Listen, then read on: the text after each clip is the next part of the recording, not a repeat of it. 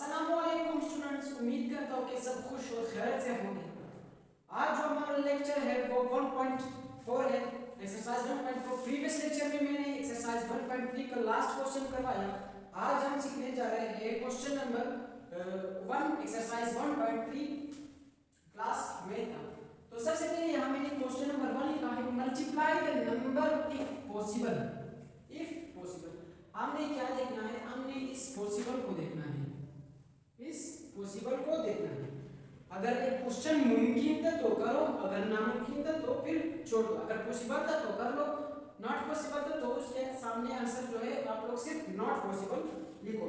तो क्वेश्चन की तरफ जाते हैं। सबसे पहले हमारे पास एक क्वेश्चन दिया गया है। सबसे पहला क्वेश्चन है, मैट्रिसेस के अंदर वैल्यू दी गई है 1 5 2 -3 2 -3। ये लिखने के बाद हम क्या करेंगे, एक और मैट्रिसेस डाल देंगे 2 3। सॉल्यूशन लिखेंगे। सॉल्यूशन लिखने के बाद वापस यही लिखेंगे, ये यहां पुट करेंगे, कॉपी पेस्ट करेंगे 5 2 और 2 3।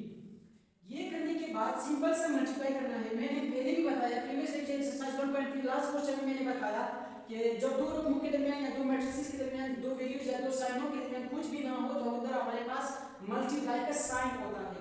तो यहाँ भी कुछ नहीं है तो समझो हमारे पास मल्टीप्लाई का साइन है। क्या है? मल्टीप्लाई का साइन है। तो सिंपल से इन दोनों को क्या करेंगे, मल्टीप्लाई करेंगे। 1 2 * 2 1 2 * 2 5 3 1 2 * 2 3 3 हमारे पास 9 है 9। इसी तरह हमारे पास 1 5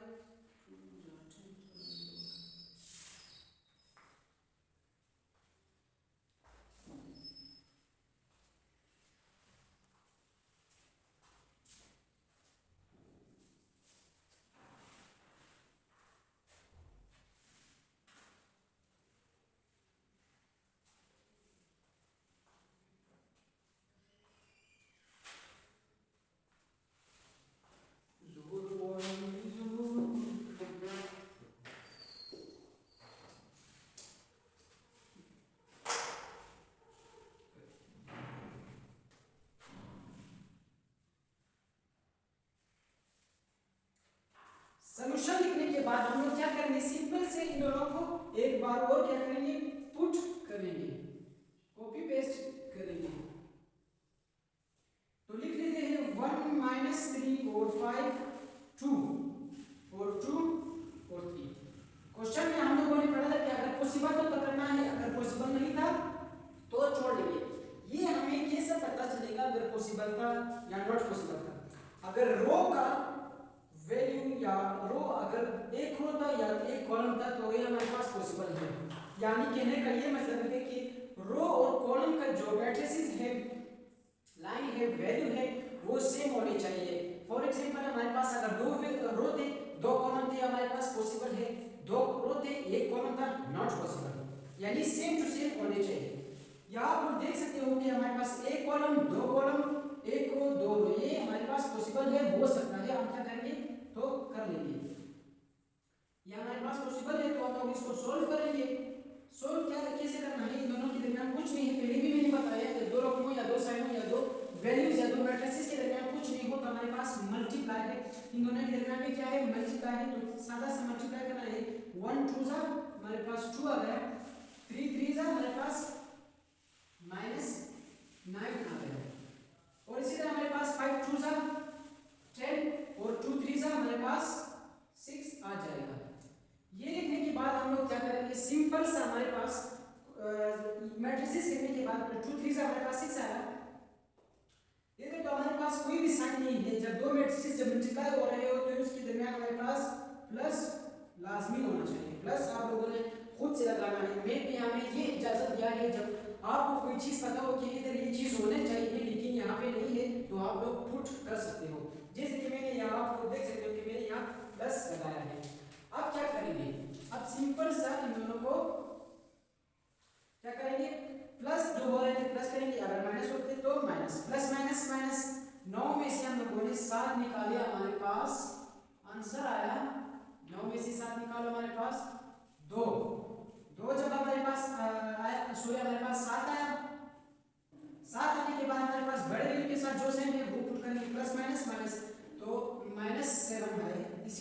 पास 10 और 6 को सादा प्लस है तो क्या करेंगे, प्लस करेंगे, हमारे पास जब प्लस होगा हमारे पास -7 हमारे पास 16 आंसर है। -7 और 16 हमारे पास पहले क्वेश्चन का आंसर है।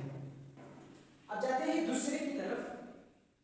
दूसरा क्वेश्चन हमारे पास है -2 3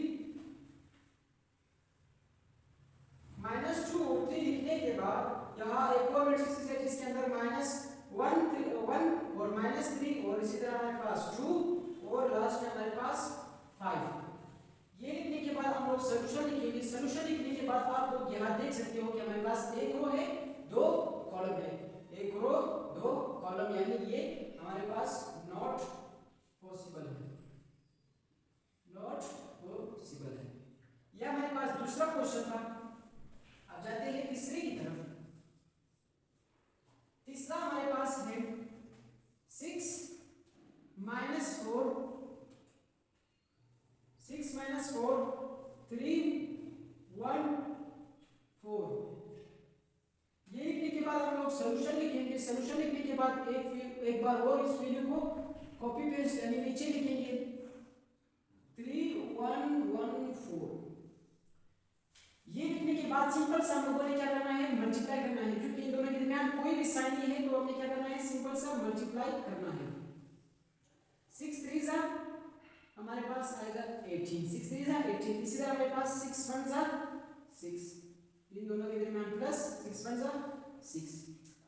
अब हमारे पास ये वैल्यू ले गया है 4 1 जा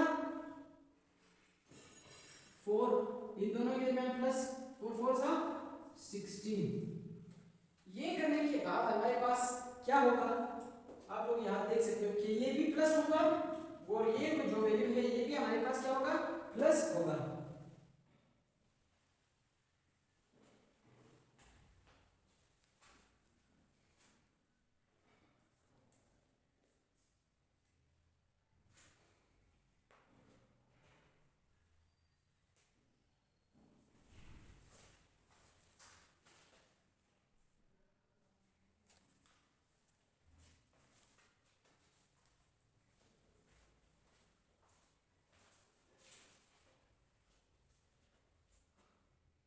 सॉल्यूशन लिखने के बाद हम लोग क्या करेंगे, इसको वैसे के वैसे ही उतार देंगे एक बार और 6 - 4 और हमारे पास यहाँ 3 1 1 4 3 1 1 4।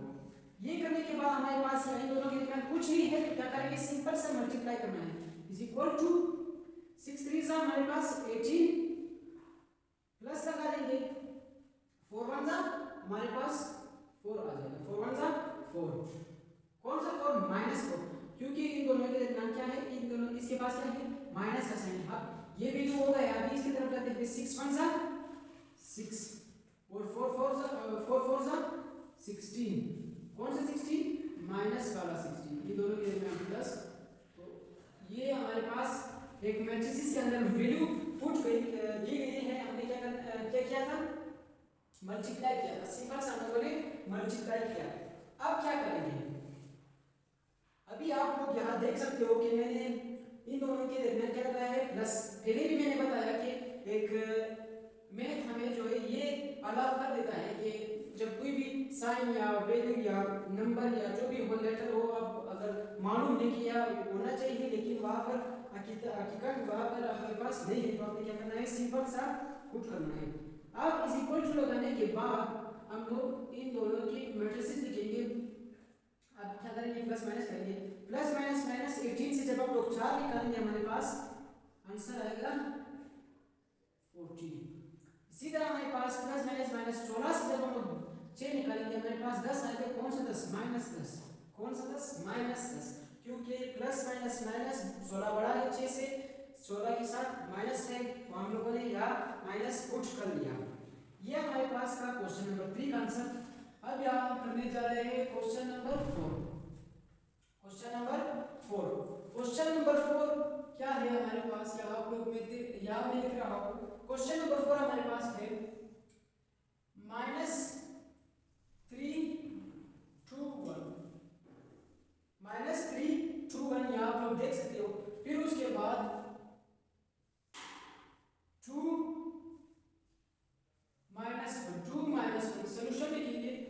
सॉल्यूशन लिखने के बाद नॉट पॉसिबल,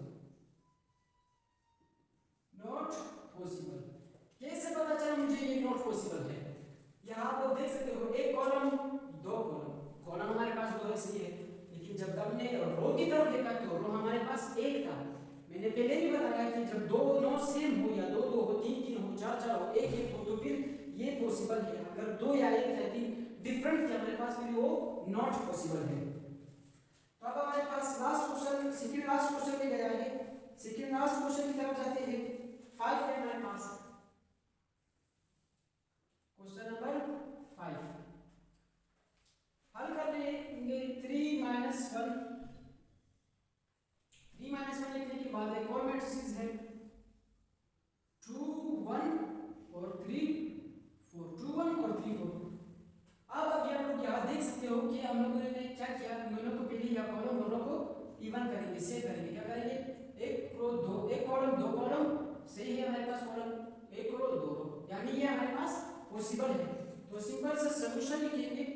सॉल्यूशन लिखने के बाद एक बार और क्वेश्चन लिखेंगे 2 1 3 4, 2 1 3 4। सिंपल से मल्टीप्लाई करना है। 3 2 जा 6, 1 3 जा 3, 3 2 जा 6, 1 3 जा 3, माइनस है तो माइनस पुट करेंगे। 3 1 जा 3 और 1 4 जा 4। या आप लोग देख सकते हो कि मैंने इन दोनों को मल्टीप्लाई किया। मल्टीप्लाई करने के बाद सिंपल से हम लोगों ने इन दोनों का जो आंसर है वो पुट करना है। प्लस माइनस माइनस 6 से हम लोग 3 निकालेंगे, हमारे पास आंसर आएगा 3। प्लस माइनस माइनस 4 से जब हम लोग 3 निकालेंगे हमारे पास एक, कौन सा एक? माइनस एक, क्योंकि हमारे पास 4 के साथ बड़ी 4 हमारे पास बड़ी है और उसके साथ साइन जो है हमारे पास माइनस का है, तो इस वजह से मैंने यहाँ माइनस लिखा है। अब हमारे पास बोर्ड भर गया, जो हमारे पास लास्ट क्वेश्चन है वो भी कर लेते हैं। इसको मैं रेस करने वाला हूँ।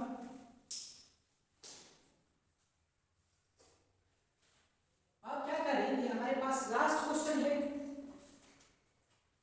लास्ट क्वेश्चन क्या कहता है? लास्ट क्वेश्चन है हमारे पास 6 है। मैट्रिक्स के अंदर वैल्यू दी गई है 0 -2 4 7 4 7। ये करने के बाद हम लोग क्या करेंगे, एक और मैट्रिक्स पुट करेंगे 1 3 -1 2। सिंपल सा हम लोगों ने यहाँ सॉल्यूशन लिखा। सॉल्यूशन लिखने के बाद एक बार और पुट करेंगे इस मैट्रिक्स को। एक मैट्रिक्स ये, एक मैट्रिक्स ये, 2 4 7 और 1 3 -1 2। ये पुट करने के बाद हम लोग इन दोनों को सिंपल से मल्टीप्लाई करना है। पहले रो को पहले कॉलम से, दूसरे रो को दूसरे कॉलम से, सिंपल से मल्टीप्लाई है। 0 1 जा 0 प्लस लगा लेंगे, 2 1 जा 2 माइनस माइनस प्लस। या लोगों ने क्या अभी दूसरे की जरूरत है। 0 3 जा 0, 2 2 जा 4, कौन सा 4? -4, कौन सा 4? -4। उसके बाद हमारे पास 4 1 जा 4 प्लस डालेंगे, प्लस डालने के बाद 7 1 जा 7, कौन सा 7? -7। उसके बाद हमारे पास 4 और 3 जा 12 प्लस लगा देंगे, प्लस लगाने के बाद 7 2 जा 14। मैंने क्या किया, मैंने पहले रो को पहले कॉलम के साथ मल्टीप्लाई किया, दूसरे रो को दूसरे कॉलम के साथ मल्टीप्लाई किया। अब सिंपल सी दोनों को क्या करना है, ऐड करना है। जो सब्ट्रैक्ट होता है सब्ट्रैक्ट करेंगे, हमारे पास ऐड होता है तो ऐड करेंगे।